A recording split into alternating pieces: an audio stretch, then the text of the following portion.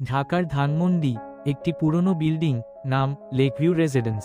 মানুষ বলে 206 নম্বর রুমে কেউ থাকে না, কারণ ওই রুমে যারা থেকেছে তারা সবাই নাকি মাঝরাতে পাগলের মতো দৌড়ে বাইরে বেরিয়ে গিয়েছিল।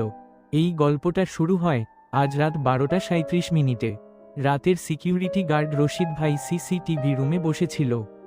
হঠাৎ স্ক্রিন -6 মোশন অ্যালার্ট ব্লিঙ্ক করল। স্ক্রিন -6 মানে রুম 206 করিডোর। স্ক্রিনে দেখা গেল একটা ছোট্ট মেয়ে দাঁড়িয়ে আছে, চুল ভিজা, রাতের মতো কালো চোখ। সে ক্যামেরার দিকে তাকিয়ে হাসছে। রশিদ ভয় পেল না, ভাবল হয়তো কোন টেনেন্টের গেস্ট চাইল্ড।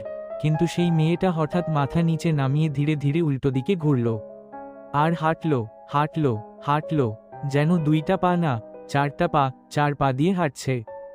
রশিদের শরীর ঠান্ডা হয়ে গেল। সে সিসিটিভি রিওয়াইন্ড করল। ক্যামেরায় দেখা গেল সেই মেয়েটা কোথাও থেকে আসে নাই।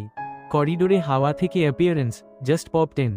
রশিদ হেডসেট নিয়ে গার্ড -2কে বলল, এর থেকে বড় 206 তলায় গিয়ে দেখ, কোন বাচ্চা রুমের বাইরে আছে।